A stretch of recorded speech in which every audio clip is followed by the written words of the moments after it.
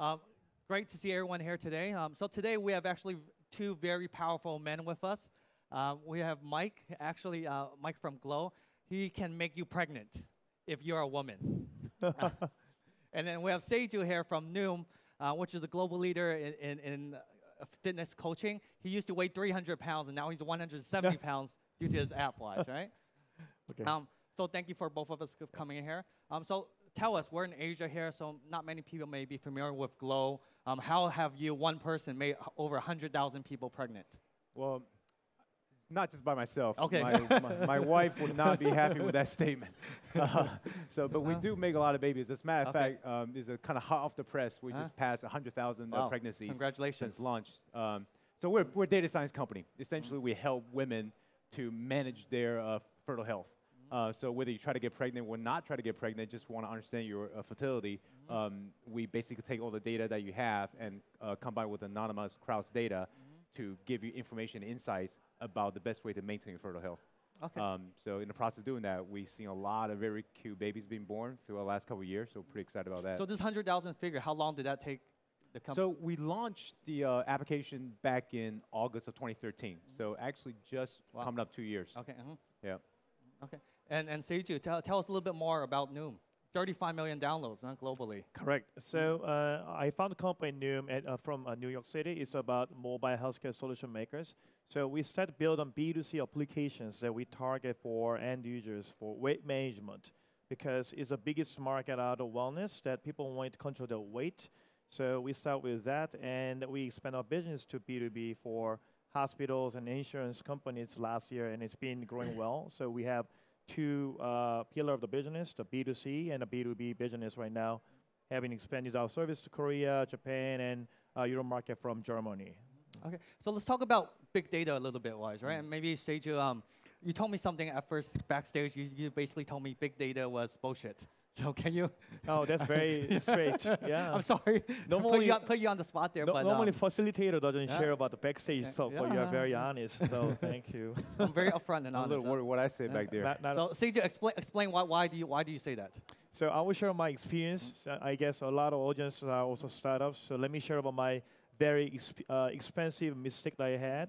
So big data has been a very fancy word. So our company, when we reached 20 million downloads, we had a lot of users. So we also hired like a professor from very famous engineering school to run the machine learning. That way we can get some insight from ton of users, 20 million download users. And the result came out as we knew, to be honest. So that was like the moment that, what, is that all? But that's true. So I just want to share about the experience that big data is important yet. The question is more important to find it out before you actually start to gather the information yourself. So to enhance the product quality, having big data is important, but you have to know which area you want to pay attention, then start from there. I think that's better than approach from top down. Oh, and do you currently have, how many data scientists do you have?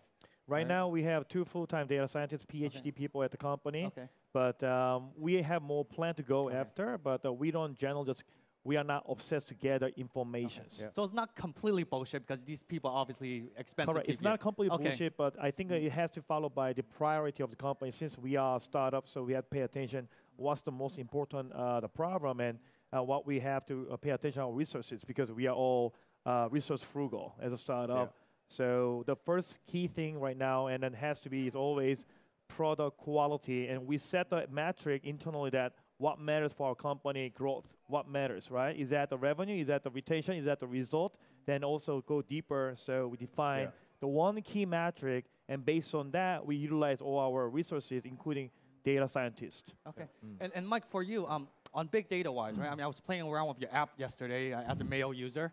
And it's interesting. You guys are asking for a lot of data, and you wouldn't naturally think people will be willing to give this information, because basically when people are having sex, the app asks us what position the ejaculation came from. I was like very shocked at all the information it was asking for. You'd be surprised how much they actually complete information. As a matter of fact, how much more they want to enter. Correct. But let me touch a point what Saeju was talking about earlier. I cannot agree more in terms of the buzzword nature of people calling it big data, right? I'm not sure in terms of audience how many people here are starting a company or get ready to pitch to find investors. If you go in there, I would just recommend probably not use the word. I'm a big data company going in. It's probably not the best idea because it's very buzzy words. I think in the day, I totally echo what you were saying earlier. Is that you have to define in the day what do you want to do with the data, right? So at Glow, when we first launched, our primary focus is can we help women, just couples, get pregnant faster and easier. That was a simple goal. And if you're motivated to get pregnant, and if you're not getting pregnant successfully, people get panicking very, very quickly. And they want to look at all sorts of resource to try to get pregnant, right? So we very quickly started looking at data in terms of, okay, are there correlations in what you enter that can be a hint of that you might have things like endometriosis, for example. One other aspect that was interesting in your app is it even asks, do you have an orgasm, right? So right. I mean, on the app wise. So what's the most interesting thing that you found that you can share with us from all of this data that you have been collecting? So I'll complete my example, right? Yep. So endometriosis is basically a symptom that women would have that if you have it, you just will not get pregnant naturally. You will not. But it's actually very easily treatable if you just go to a general physician, and it's covered by your insurance. But most people don't have that because endometriosis is highly correlated with painfulness of your period, right? So by having and knowing that data, we can actually take a look at those sample of users have endometriosis and correlate with your cycles. And we can actually, we don't predict that whether you have or not, but we can certainly correlate, have a probability to say, hey, go see your doctor, right? And we actually found a lot of examples where from our users, after they've seen their doctors, they've been identified successfully being treated, and then we're able to get pregnant. So those type of symptoms that highly correlate with infertility, we're able to help many users out. So that's one application of it that I just would not call it big data, but it's how you use the data to help people, right? Okay. And Saeju, what about for yourself, right? So is there any interesting data points that you can actually share from all the amount of data that you've been seeing in terms of? Sure thing. I can share about the data and also experience-wise. So it's about, our service is about lifestyle modification over having a better exercise and diet habit, which is very difficult for most of people because fatty people taste better and not exercise is easier than exercise. So we all understand we are as a human. So we don't encourage you like, and over the night you can change your lifestyle and it's very difficult. So what we have learned is, it's like, and if we try to make our food logging or exercise is super easy, for instance, we had features that you can take a photo, then there is a back-end people, nutritionists can type the logging the food instead of on behalf of a user, including the calorie counting like that. Super easy, right? Snap the meal, then we take care of it. And actually, a lot of users has that features gained weight because they overcompensate based on what they have done a good thing. So people always like and advise me and complain that it's so complicated and difficult to log food. It's obviously yes, because we are trying to help you to become a food cautious of what you eat, and if you figure that out, what you eat every time, it's very painful.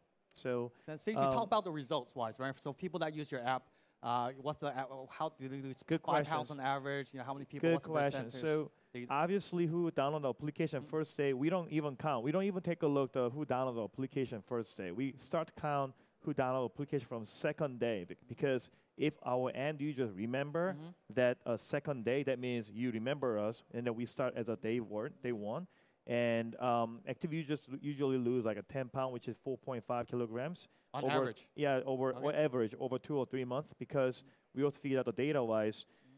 If users start to log food for 2 weeks, then there is a very high chance that a person can achieve a success. So 2 weeks matters because, again, have not done it before, but have to try a new one. It's not easy, but once you do it for 2 weeks, there's a high chance end user can get the result. Okay. So I see a lot of entrepreneurs or startups in this realm here, so I want to switch a little bit away from big data to entrepreneurs, and let's hear about their entrepreneurial stories. You know, I've been spent some time with Saeju the last few days. I mean, he's on this journey for the last 10 years, you know, with Noom. So I mean, correct? So you could share your story. What was the most you know, why stay with it for 10 years? Quite a long time, and what attributes to your current success right now? Oh, wow, such a big question. It's like me first. Yes, you first, Saeju, and then yeah. Can you summarize your question? Sorry. Sure. Sorry, guys. In the last 10 years, wise, right? I mean, what made you want to stick to Noom? And because I'm sure early on you didn't have success, And then now it's been growing and growing much faster within the last few years. To me, it matters what I actually doing right now. So the words that I use internally to my team is like, we are the people, we want to solve this problem. That's why you are here, I'm here too. I just came first, that's why I became a founder and co-founder, and I'm leading the company, but we are here as like a talent that we care about this problem and let's fix this problem. So we are the problem solver. Any good talent has a common like merit that they want to participate, right? They want to control because they care about the problem and they believe they have ability with a team that can change and enhance the service. With a good service can change the world. And when I came to America first, I'm Korean, by the way. I came to America 10 years ago because I had a first business in Korea, and it was quite good. But making money was very fun, but I felt like every night, I felt like this is not everything I wanted to. I was curious about more. There was an emptiness in my heart. So I chased after what is my purpose of life, right? That's why I came to America, to challenge myself and want to do bigger business and interact with a new, more talents pool. And it's been great. So I just want to end my words. Obviously, there are a lot more mentors in the audience, I guess. So I cannot say I know everything. But when I know my purpose of what I'm doing right now, then it's much easier to overcome every shitty moment. Yeah. And Mike, I know your story is a little bit different. You co-founded, Glow in 2013 with Max Levchin, the co-founder of PayPal. Can you share a little bit about that journey from 2013 until now? Sure. So our company has been 2 years, and when we first got started, it was very important that we try to put our vision high, at least do something big, right? I'm not sure how many people here actually read a book by Peter Thiel, 0 to 1. Yeah, it's an excellent book, fantastic book. So Peter and the Founders Fund is one of our investors. There's like 2 questions that really resonated with me in the book. He asked a lot of questions, but the first question was, what's the one thing you believe in that no one else does, right? And second thing is, what do you do? I'm sort of paraphrasing. What do you do that is at least 10 times better than anyone else, right? The whole book is about being a monopoly, not so much about competition. So at the very early on when we started doing it, I know that we're very serious about, okay, how can we try to improve people's lives and improve their health, right? So that was hard because you have such a vast, big dream of what you think you can do, ask these tough questions, right? But at the same time, tactically, where do you start? So I think for all the entrepreneurs out there, your initial, getting starting point, you probably get pretty torn up about, all right, do I aim it huge and, try to go for the sky, right? Or do I copy something and try to make it as recognizable as similar to anyone else as possible? So we just never believe in the second part about copying our way to success. And I think in Asia, right, in the developing countries, there's a lot of opportunity to do that. But I would just encourage people to really think big and long term in terms of what they can do about that. And that's hard. It's a really, really hard thing to do. And Mike, to date, you raised, I believe, 23 million US in funding. Right. However, in your app-wise, I couldn't find an area to buy anything or pay for anything-wise, right? So what's your current monetization strategy-wise, or how do you make money, or what's your business model looking in the future? So we're actually not making any money at all. Completely free? Completely free. It will be free forever as well, so you can have my word on it. But we're testing out quite a bit of models. So in our product, we have this not-for-profit fund. It's called Glow First. Essentially served as a crowdfunding source platform for people who cannot afford IVF treatment. So I'm not sure how many people actually know much about the IVF industry. Per cycle is like $20,000. It's very expensive. And for US, that's like 50% of an average disposable income for the US.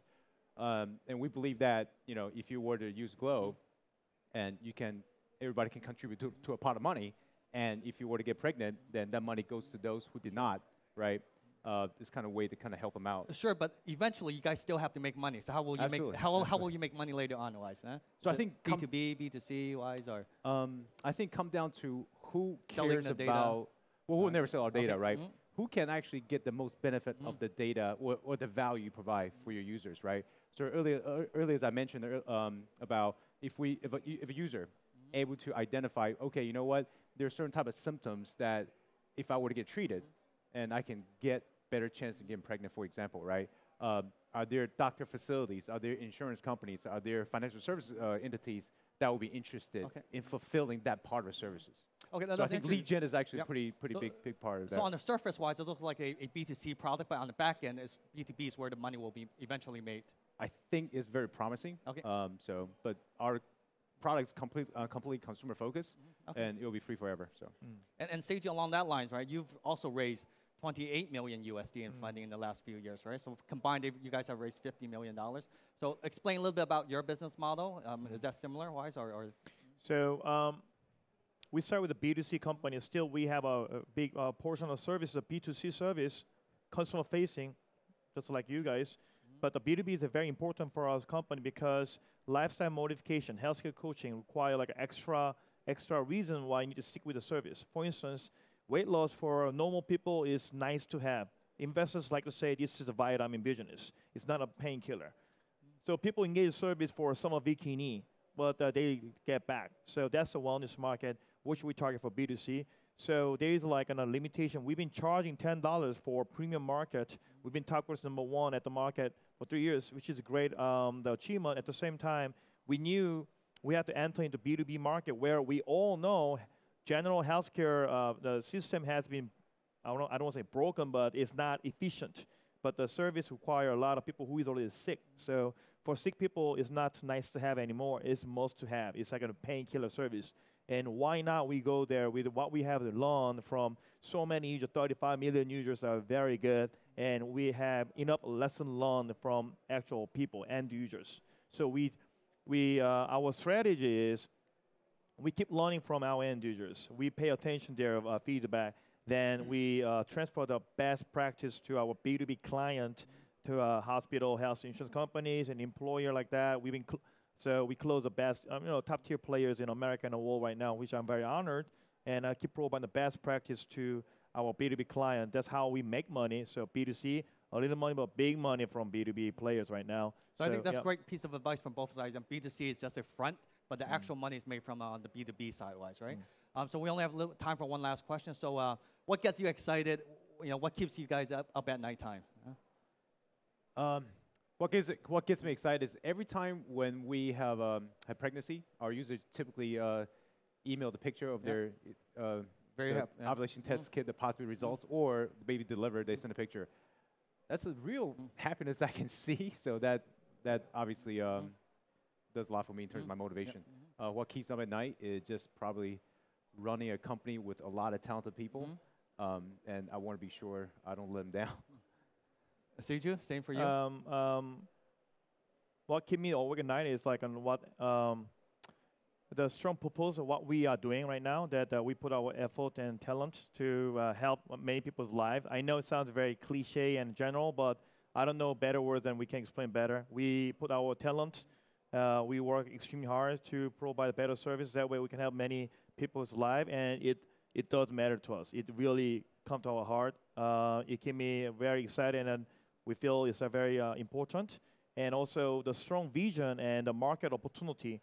Digital healthcare is like super good right now. I can tell you, I've been doing this for 8 years. So digital healthcare, the market is very, very good. So the market opportunity and a strong vision and the right team that we can build a better service, that make me extremely excited. All right, great. Thank you, Saeju. Thank you, Mike. We're out of time here. Thank you, everyone. Hope you enjoyed it. Thank you.